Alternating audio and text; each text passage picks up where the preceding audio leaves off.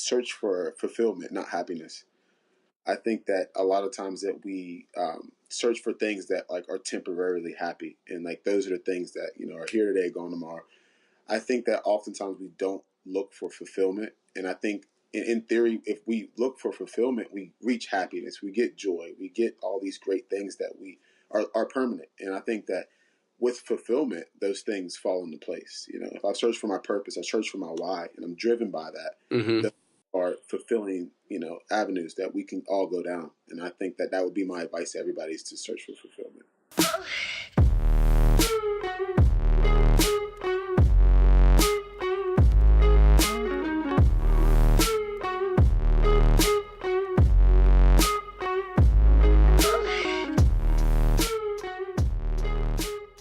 All right, thanks for tuning in to another episode of Lionheart Radio with Rick Alexander. Today I am joined by Dixon and Danielle Mcginnis of brickbuiltstrength.com. Thanks for joining me, guys.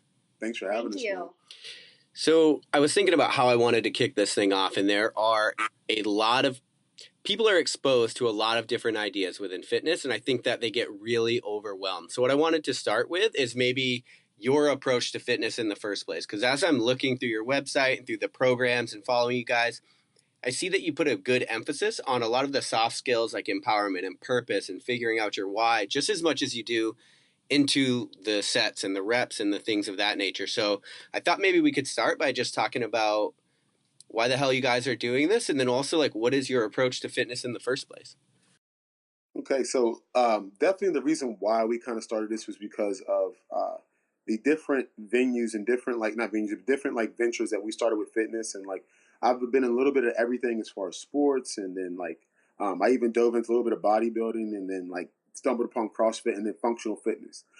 So they all kind of intrigued me, and I thought that with my training background that I could merge a lot of those into one kind of method. It's nothing new. I just picked and chose from different different vendors, and then made my own method of training. And I thought that that would be beneficial to a lot of people who are ex-athletes, and a lot of people who are tired of going to the gym every day with no plan. So I wanted to kind of have a purpose behind my training and not just train to train. So that was the initial idea behind Brick Built. So you talk about these different, because I was reading some of your method on your website, and you talk about combining some Olympic weightlifting with some functional fitness and some bodybuilding. So is there a strategy behind what you take from what discipline? Yeah. So my biggest strategy is to always know what the goal is. And then we work backwards from that goal. So if I'm somebody who necessarily wants to look good, right? I approach it in the sense of I want to work on efficiency. I want to work on not spending hours in the gym. I don't want to be beat up all the time. Those things are not I guess formulas to have success with aesthetics. If somebody wants to perform, then I work on being in a performing nature, make sure I'm peaking towards my date that I have to be ready by. If I'm somebody who's just looking for longevity and I want to be better health, I kind of have a little bit more of a timeline to line up those different methodologies. I don't have to jam pack them into something 8 weeks or 6 weeks. I kind of have a little bit of time to draw it out. So those are more so of the I guess the strategies and the approaches that I have for fitness. So I'm just curious because I think that the conversation about what makes somebody healthy has definitely shifted in the last 5-10 years, especially I think because of the advent of CrossFit and things like that. So are there more people that want to be healthy, or more people that want to look good for a wedding date or just have a date that they want to look good for? You want to answer that? Yeah, I think that people say that they want to be healthy, but deep down, they want to look good. Yeah. They wouldn't reach out to us if they didn't want to look good. It's something has triggered that.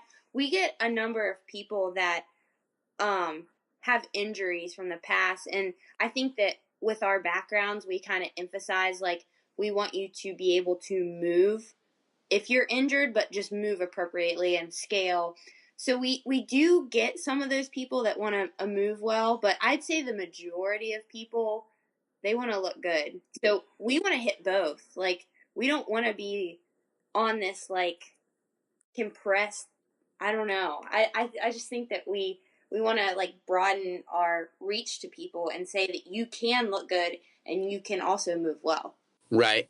Yeah. And I mean, as a trainer, you have to be able to take in what they want, right? And even if you know, maybe you know what's probably better for them long term, you have to be able to balance those. Otherwise, they're not going to have you as a trainer, and they're going to go to the next guy that promises them abs or whatever it is they're looking for. Yeah, absolutely. I think that is definitely like what it is. I mean, I think once you get people, like you let them see the potential. It definitely they trust you more. I think that's what it's all about, is getting somebody to trust you.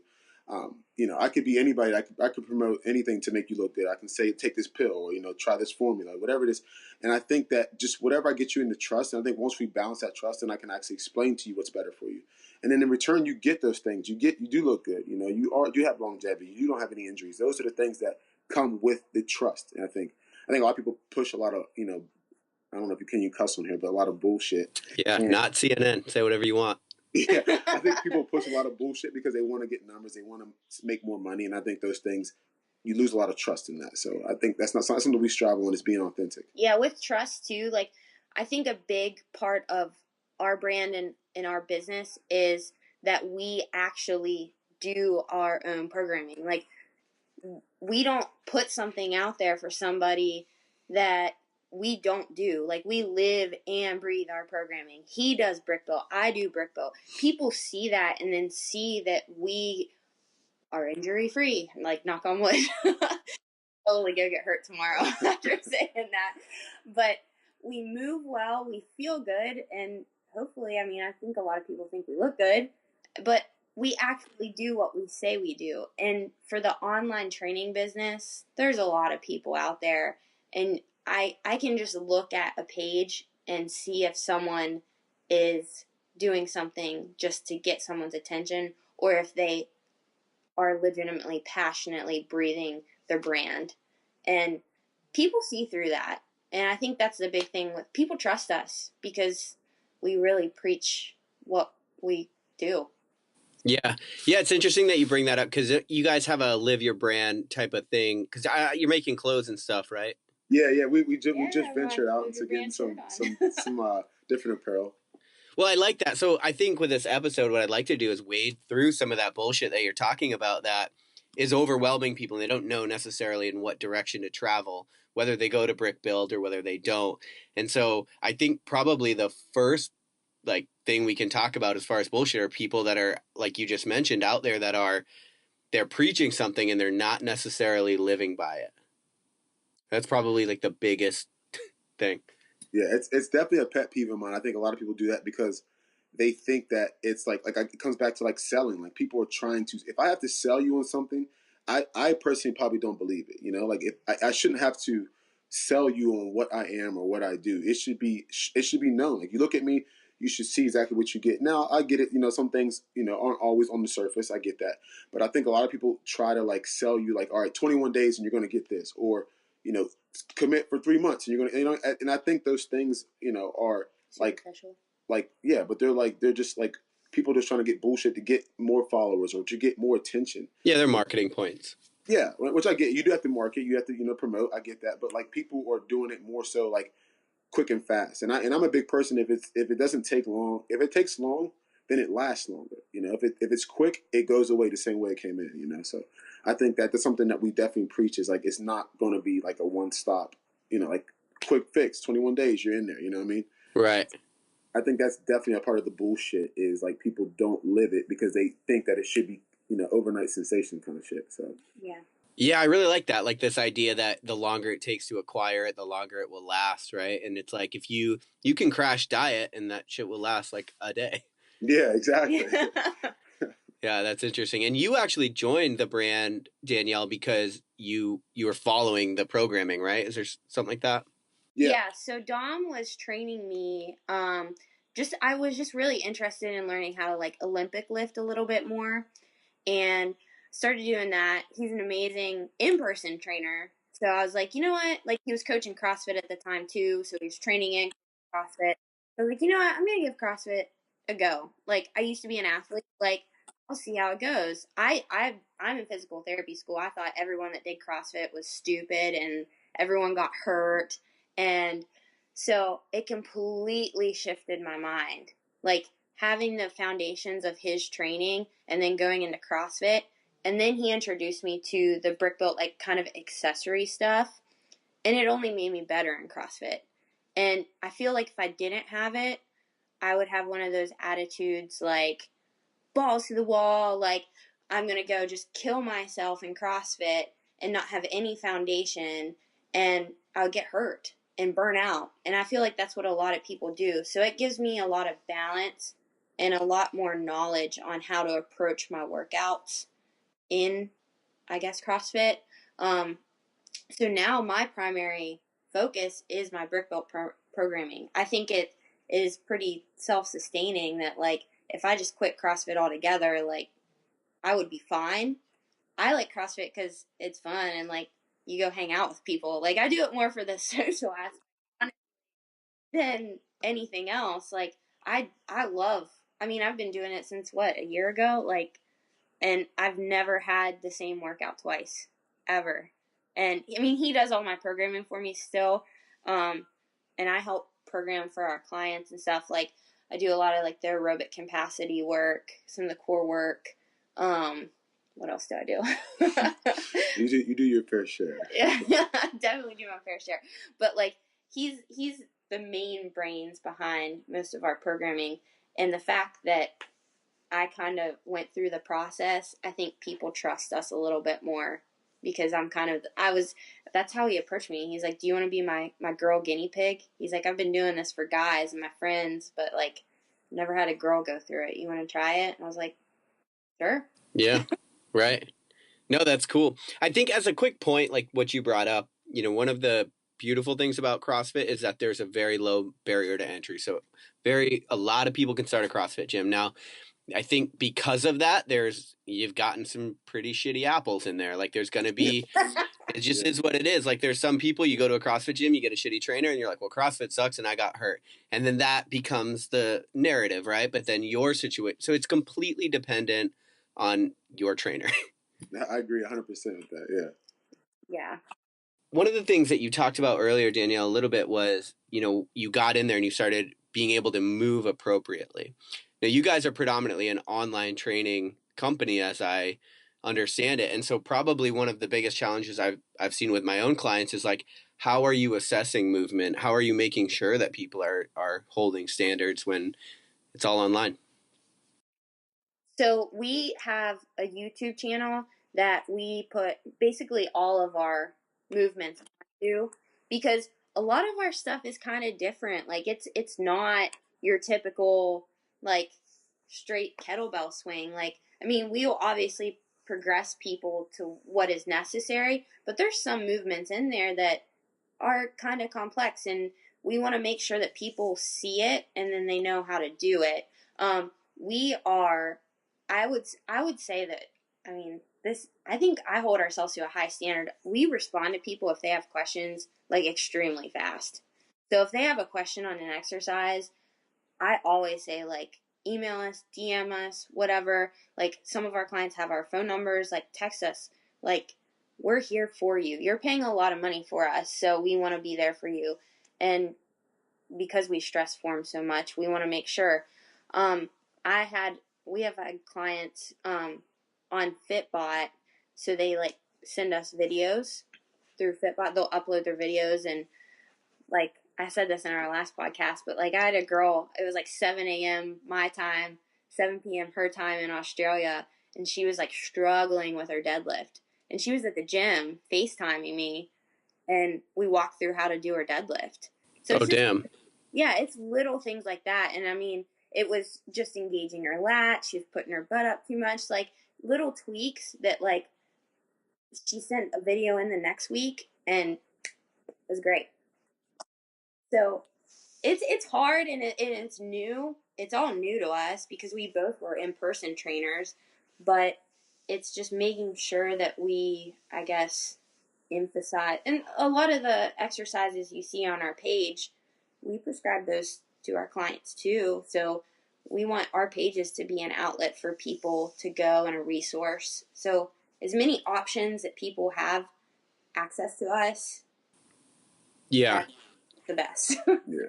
So I think that is a really good point. I think probably like if I could just boil it down, like the thing that I heard there the most is that you actually give a shit about your clients. And so you're willing to answer, you're willing to DM, like, because those are things a lot of people are too good for their fan base and too good for their clients. And that you can't be, in my opinion, like a successful coach in any capacity if you have that outlet or that outlook. I agree 100%. And like, I mean, obviously, like you're online, so like some people will fall through the cracks. There are gonna be people who don't necessarily do things correctly. And I think the biggest like goal is to just get as much good content out as you can, get as much interaction as you can, get as much like like response as you can with people. Because the more I'm preaching, do this correctly, I'm showing you how to do it. The more it's kind of beaten to the brain, and then it becomes more of a second nature.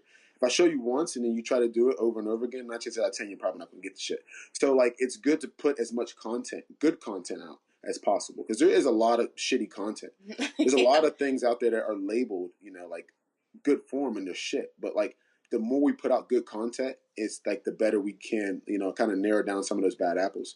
And I think that, like the good thing about us is that we are constantly responding. Like, I'm constantly in within like a couple hours to a couple minutes reach to like talking to people, and it gives more humility to like your response as a person, as a program, because like I'm not just like an Instagram account. Like That's you're what gonna I was talk gonna to me. say, You're gonna too. be like, I'm gonna be talking to you email. I'm gonna be like, all right, do this, do that, and it's more so like a relationship rather than me just being like, oh, check out my cool ass exercises. All right, now do what I did. It's like I'm giving you my why behind it. So I think that's kind of like what separates some good people from a lot of bad people. I think that also, like, we are just two normal people trying to like spread our passion, and we're not like some like big fancy company and like have billions of like minion workers. It's Danielle and Dom. So like, if you need something, it's us. And I think people like really respect that when they reach out to us. It's like they don't get the, oh, come back in 3 business days with the response. Like, we're like, hey, this is Danielle. Like, what did you need? You know what I mean? Like, so they can see like the relationship there. Like he said, we're just two normal people that give a shit. Yeah, no, that's great. So when you talk about your why and you talk about your passion, like, what is the ultimate, why behind this thing? Honestly, like the why behind it is like to spread as much like education and inspire people the most we can. Like I'm always a person, like I want to educate you and then I'll inspire you. Because if I tell you how to do something and you're just doing it because like it looks cool, like there's no meaning behind it. So I want to tell you exactly why you're doing it. This is why you're doing this. This is what's going to help you with. And I think in that, in turn, you do get inspired to continue to do it. Because if you're doing something that works and it's beneficial, if that's not motivation for you, then I don't know really what is. You know what I mean? Like I think everybody kind of has like a hidden agenda for some stuff, and I think that I don't want a hidden agenda. I want you to see what you get, or get what you see, I guess you can say. So like my why is like trying to educate and inspire as many people as I possibly can with the gifts that I've been given and the knowledge that I've been given. Is yours similar? Yeah, mine is pretty much the same. We have a little bit different backgrounds. Mine's in, I guess I have a training background, but I'm in physical therapy school too. So I just want to be able, like he said, educate people and like help them understand that, like I said before, you can move through limitations. It's just the way you move might be a little bit different, and just be kind of a light and an inspiration to people who think that they can't. Um, I think that a lot of people doubt their abilities, and once they are empowered or they see that they can do something, that just like lights a spark in people that is really inspiring to us. And I kind of put this on my bio and in the website, but like it's just a circle of inspiration. We inspire you, you inspire us, and it just keeps going and it keeps building. And it's pretty fucking cool. Like, it's really moving to us when people shout us out. Like, I'm still blown away by the reach of Instagram and like how people say that they're inspired by us. Like, we are so incredibly humbled by that. And I think that's a big why, is we just want to help people and do it the right way. Mm-hmm. Were you ever that person that needed to believe in themselves more? Yeah, absolutely. I think for me, it was definitely when I stopped playing like sports. Like that was to me was kind of like, like you grow up your whole life, you're like, well, this is what I want to do. Like, Yeah. fault me for it, but like that's what I wanted to do for so long. So I had a small gap of like, I guess you can say like depression and like in a whole, like I was like, well, what the hell's my why? Like How old were you? I was 21 at the time when I started.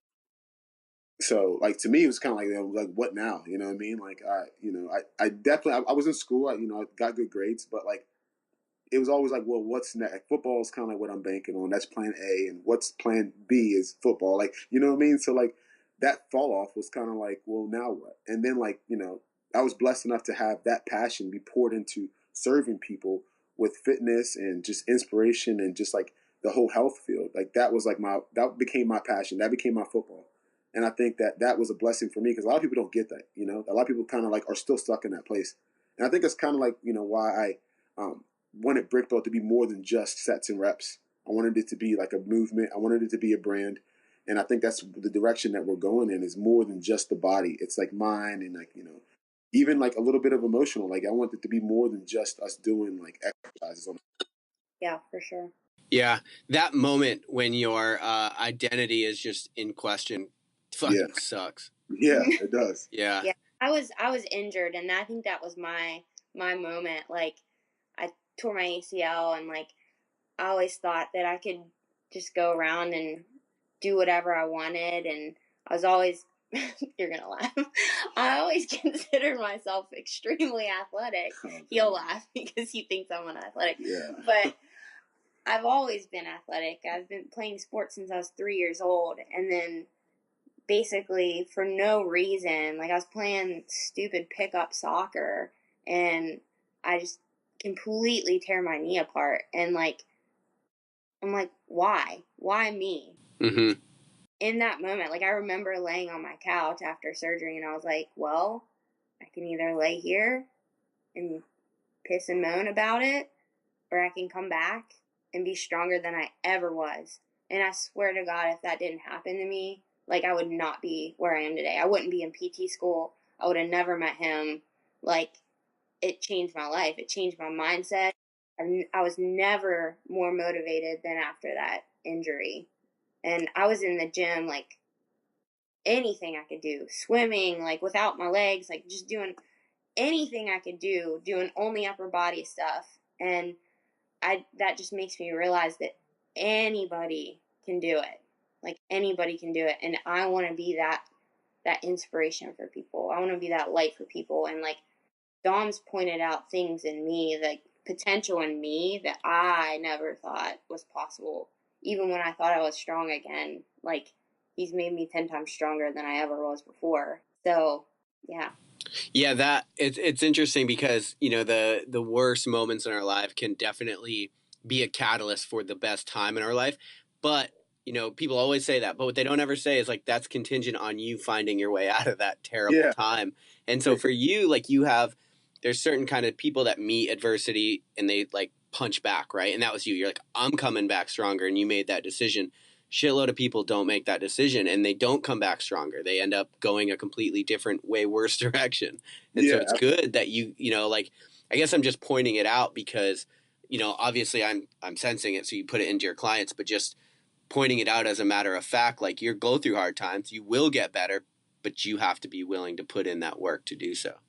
I think the more it's like reinforced too, like the more you hear something, the more you see something, the more you believe it. Like, at least for me, like the more I listen to empowering people talk to me, the more I surround myself with good examples, the more I move that way. And I feel like we want to be that for people. Like, we just want to be the example, like continuously. Sure. Consistently. Yeah, I've learned more and more like the human psyche it works off of momentum, right? So you can put that momentum in a really good direction or a really shitty direction. And one of the good things about training is it helps put it in a good direction. Like you don't work out and then you're like, okay, let me go back to my shitty life. Like, no, it makes you want to eat better. It makes you want to sleep more. It makes you want to drink less. And so there's all of these things. It's like you got to figure out a way to put that momentum in the right direction. Yeah, absolutely. I think it becomes more of a lifestyle. I think it's not just like a fad.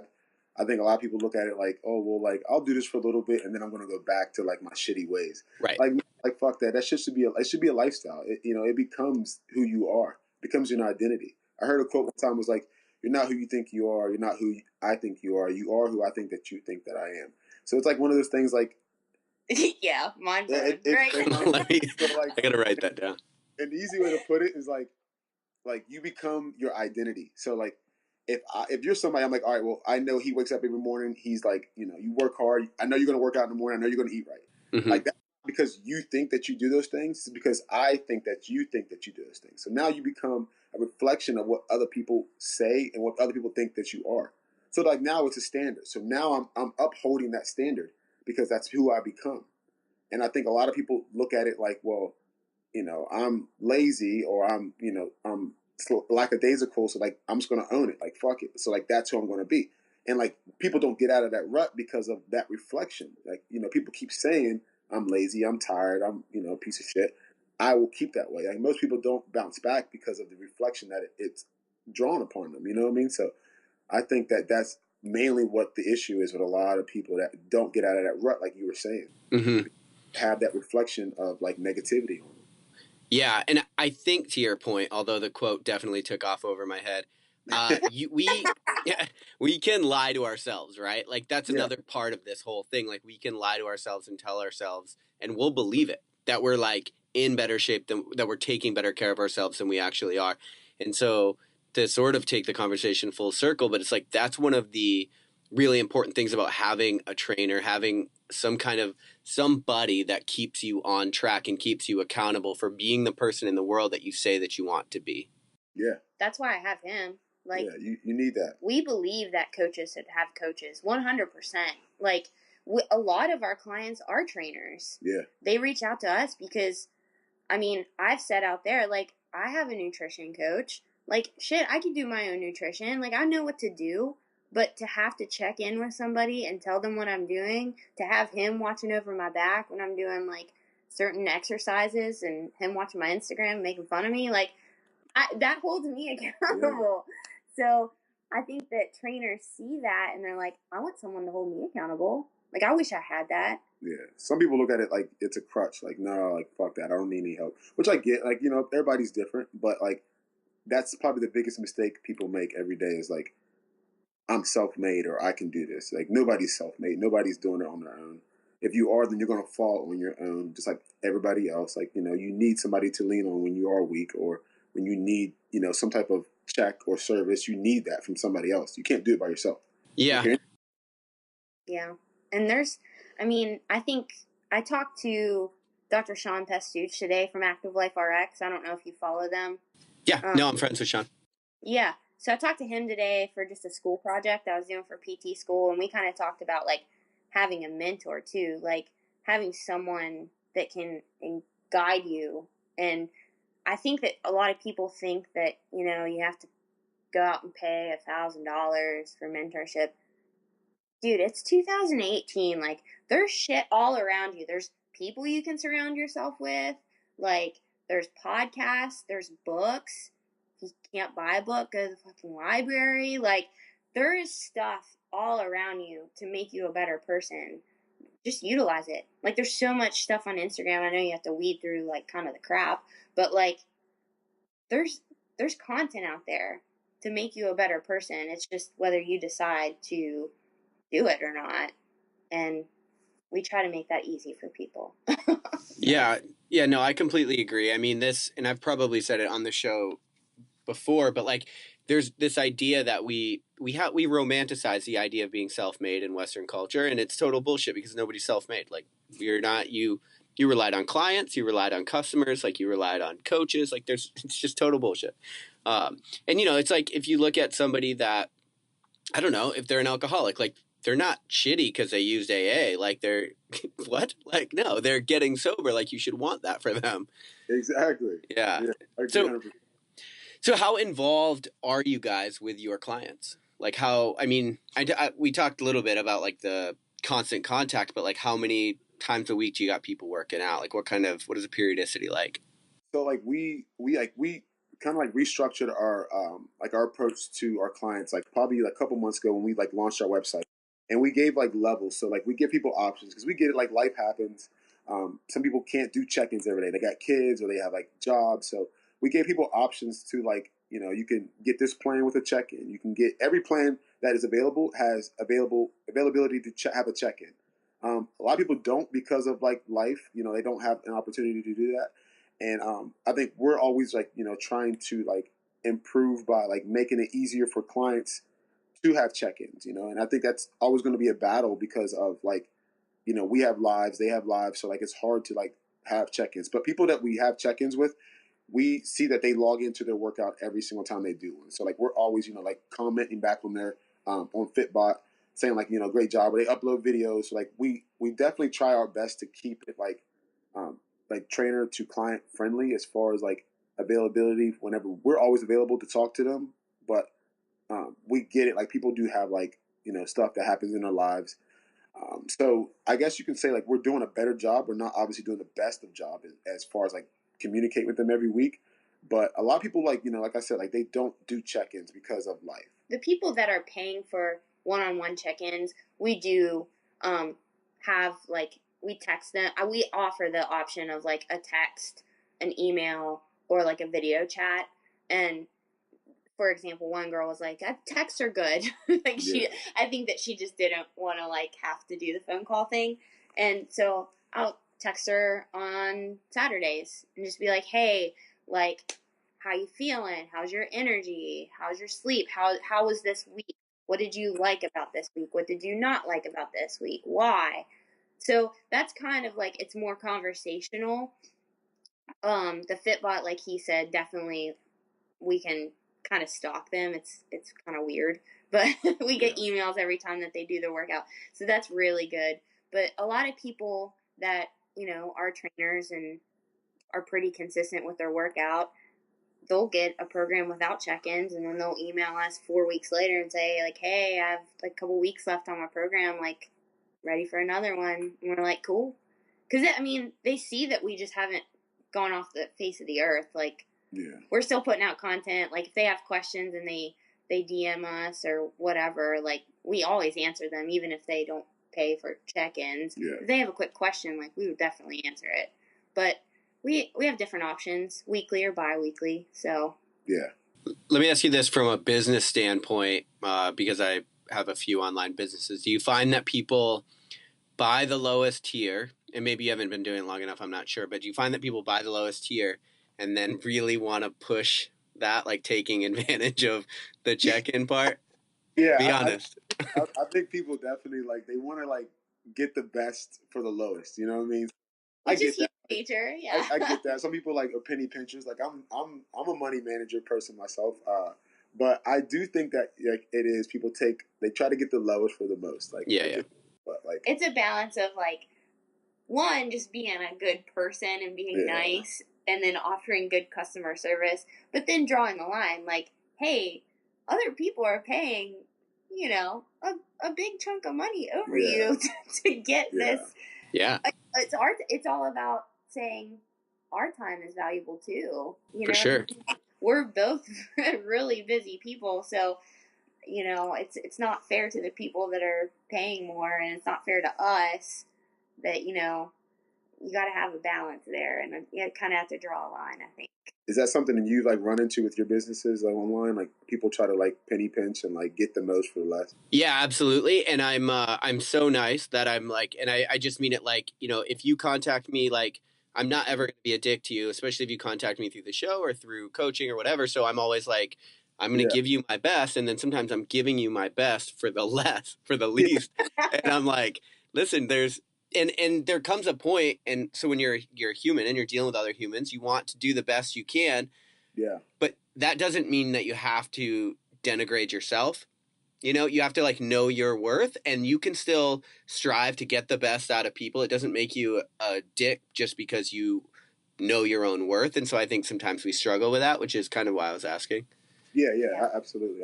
I agree 100% with that. It's a hard balance. It is. Yeah, and we're so new to like all of the social media stuff. Like honestly, like it's kind of just blown up out of like what, since last October, and we really just started like promoting it like January, right?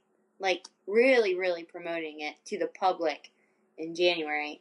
So 10 months, like it's kind of like overwhelming, and you can't Yeah. really, like, we're so new to it that we don't have a right way. Like we don't know the right way. We're just doing what we think is best and learning and growing along the way. Honestly. Yeah, and I like this conversation too, because a lot of people that listen to the show, they want to be with it. They want to get in the fitness industry, or they're already in it and they're trying to. So I like this honest dialogue about like what it takes, and sometimes you put too much of yourself into it, and then sometimes you put too little of yourself. So I like this. You're trying to figure out the balance of how to best serve other people all the time. Yeah, it's constant. It's a constant balance. I mean, at least me personally, I always want to put out my best for. I put a post about it the other day about being a perfectionist and being a type A and being a workaholic. Like, if people message me in the middle of the night and I happen to wake up, like, I want to answer it because I want to help people. And like, I'm like, I can't do that. Like, you have to draw a line. But then it's like, I want to reach as many people as I can. I want to help as many people as I can. I don't want to hurt anybody's feelings. Like, Right. it's just overwhelming sometimes, and you just have to find the best way to deal with it. Honestly. Yeah, so for people that are listening to this and they're like trying to figure out their niche and figure out how to grow the thing that they're doing, if they figured out what that thing is there any best practices that you guys have found that have helped your growth in the last 10 months? I actually made a post about this today.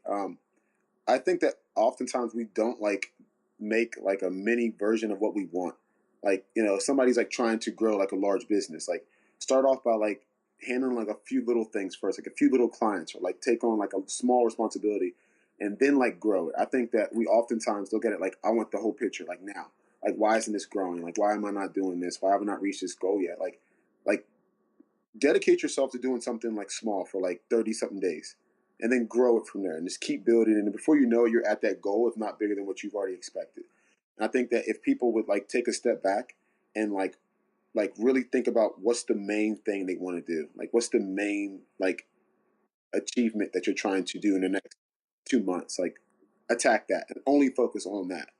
And then along the way, you're going to, develop other things that you like and other things that you may have reached before you get to that goal. And then like now you have a new goal. Now there's a new milestone. I think that that's something that people don't do. They just go for the big picture from the start, and then give up. fall up short. Yeah. And then they hit trials and tribulations, and then it's like, it's over with. You know what I mean? So they get derailed and then they quit. So I think make something achievable and then achieve it, and then make another one, and then just keep building and building and building. Yeah, we have a tendency to overwhelm ourselves pretty easily. In my book, I talk about this idea of a low-risk probe, which is essentially the minimum viable. It's like an MVP in business, your minimum viable product. What's the least amount of money and time you can put into this thing at first to see if you like it? Because that's what a lot of people do. They like the idea of something, but then when you get in it and you're dealing with clients and you're like, they're hitting you up at 7 a.m. or midnight, and you're like, fuck, I don't want to do this anymore.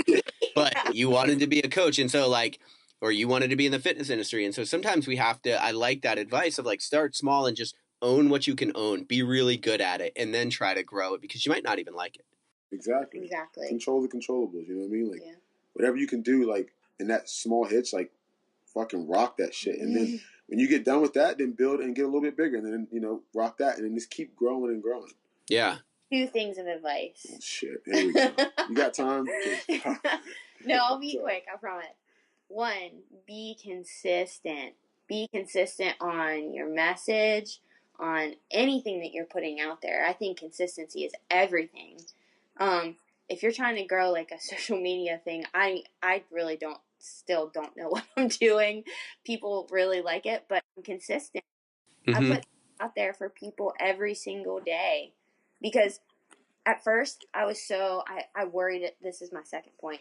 I worried so much about what people thought of my Instagram, and like, oh, she's just putting that out there for likes and she just wants people to look at her. No, it was because people would message me and be like, that was so inspirational. I'm going to the gym. Like, I'm a mom of 3 and I'm going to make time. Like, it was that one person.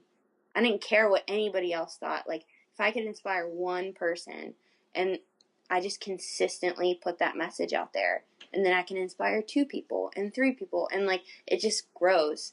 And I think that's what people want to see from somebody, is consistency, and consistency in what you're saying. If you say that you're, you know, this person, and then you go out and do shitty things, that's not consistent. Right. You'll still be putting messages out on Instagram, but they're not consistent messages. So I feel like you should just be consistent. Yeah, no, I think that's really good advice. Was that both points? You said 2 points. Yeah, that was my Yeah, he lost him in there. Consistency and stop caring what other people think. Yeah. Yeah, no, I think that, I mean, that is really good advice. If you have a message, you need to just put it out there. And sometimes, look, sometimes we, I talk about validation on the show a lot, but sometimes you don't get the validation that you want. The reality is it's just too soon, or it just hasn't landed yet. Like, I think if you have an idea or a thing or a thought that you need to put into the world, it's your job to just do that thing, and then the universe will sort out where that shit lands. Sometimes you can't worry about it. Like, you just got to stick to the message sometimes. Absolutely. Yeah, we agree 100% with that. Cool. All right. So the final question, the Lionheart kicker we ask every single guest is, if you could give advice and it were guaranteed everybody in the world would hear it, it would be translated to every language, what would you tell people? Believe in yourself. I would say that no matter what, if you consistently tell yourself that you can do something, you can really achieve anything in the world. Like, if you set your mind to something, you can do it. And kind of going with what I said before, don't worry about what other people say. It's what you are saying to yourself every single day, and believe it, and it becomes part of you. And I just think that if you let that become part of you, you can really do awesome things. So that's my message. All right. So for people that are listening to this and they're like, yeah, okay, so believe in yourself sounds good. However, I don't have any reason to believe in myself. Like, I just haven't done shit yet. Like, I don't, I think that there's a lot of people that are like, I understand what you're saying, but how do I start? Like, how do I start believing in myself? There is one thing about anybody that is good. We talked about this in school with, I know I might be going off topic here. No. No, with treating kids with like special needs, it's like a lot of times people just see these kids and they're like so out of everything, and you look at the big picture of it and you're like, I guess I can fix this, I guess I can fix that. But what if that kid really likes music? Or what if there's something really good that you can't treat with physical therapy, but you can kind of treat around that? Like, that's his gift. Everyone has a gift. Everyone has something that they can offer to the world. Own that. There's one thing. Like, no matter if you can't physically do something, there's something that you love. Own that. I don't know. Yeah, it's sort of the idea, like, double down on your strengths, almost like figure out your strengths and double down on that. Yeah, I mean, that was a hard question. I'll buy that. Well, I think, sometimes we have a tendency to give like advice that I think right now with Instagram, with the world that we live in, there's like a lot of just rhetoric bullshit that's put out, like, just do it. And it's like, okay, but like, what about life? What about the fact that like life is a real thing we have to contend with? And so sometimes I like to like, push into that like advice part, because it's like, well, like, how are people going to figure this out? We still have to, at the end of this, people are going to turn the podcast off and they still have to figure out how to believe in themselves. That's the ugly part about everything, is facing reality. I think a lot of times, like, it's not picture perfect. It's like, now what? Like, it's like you get to that neutral spot, like, now what? And I think that's what people make or break. Well, people probably see our lives on Instagram and think, wow, they live the best lives. You know what I mean? Like, it's like, that's what Instagram is about. It's making everything look good. Right. No, not everything is good. Everybody deals with shit. Like, but it's about waking up and honestly, every single day I wake up and immediately think of 3 things that I'm grateful for, like my family, my friends, and the ability to move. Like, I say that I think of like 3 different things every day, and that kind of motivates me and wakes me up and gets me moving, gets me going. Like, and I kind of keep that deep down inside, and that kind of helps me with whatever I want to do. I can do anything. Right. Practice. Yeah, no, I think that's a huge part of it. Like gratitude. I don't know who it was. Somebody, maybe it was Gary Vee. Somebody recently put out like, you cannot be in a shitty mood and grateful for something at the same time. Straight up. That's so true. Yeah. You can't be anxious and grateful at the same time either. Heard a quote like that recently, and I was like, Yeah. Yes. Cool. Dom, advice. Everybody, whole world. Bishop Dixon, here we go. I'm excited. If I had to leave the world with one thing in advice, I think it would be search for fulfillment, not happiness. I think that a lot of times that we search for things that like are temporarily happy, and like those are the things that are here today, gone tomorrow. I think that oftentimes we don't look for fulfillment, and I think in theory, if we look for fulfillment, we reach happiness, we get joy, we get all these great things that we are permanent. And I think that with fulfillment, those things fall into place. If I search for my purpose, I search for my why, and I'm driven by that. Mm-hmm. Those are fulfilling, avenues that we can all go down. And I think that would be my advice to everybody, is to search for fulfillment. No, I think that's great advice, because sometimes it's like, people are just want to be happy, and it's like, what makes you think you want to be happy? You think if you chase pleasure, you're going to be fulfilled?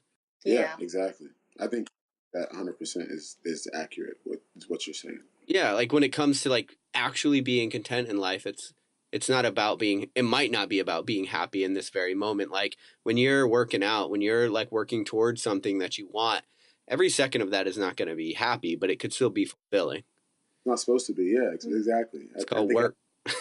That's what I've worked on, is like searching for fulfillment. I think that I've in the past I've looked for things that to try to like root my happiness in, and before I know it, those things are gone, and I'm like, well, fuck, I'm not happy anymore. And I think that now my approach is, how can I be fulfilled with something? Like, how can I invest myself into something and be fulfilled? And I think that's something that I'm going to always keep searching for. And I think that in turn it'll make me happy in the long run. No, I think that's dope advice. For people that are listening to this and they want to follow along with you guys, either support what you're doing or get involved with your programming, what's the best way for them to do that? Definitely follow us on Instagram and check out our website. Our Instagram tag is Brickbuilt Strength, or at Brickbuilt Strength, and our website is brickbuiltstrength.com. You guys can subscribe to our email list if they want to. We have a new email subscription on our website, and every day we're posting on our Brickbuilt page and our personal pages at Damo03 and then at DBird20. Always got content coming out, guys. So if they want to follow us, definitely check us out on there. Dope. We will link all of that up in the show notes. I really appreciate you guys for taking the time today. Appreciate you, man. Thank you. Thank you so much. We appreciate it. Very thankful. Cool. Thanks, guys. Thanks for listening to Lionheart Radio. I hope that the information from today's show will make you fitter, happier, and healthier.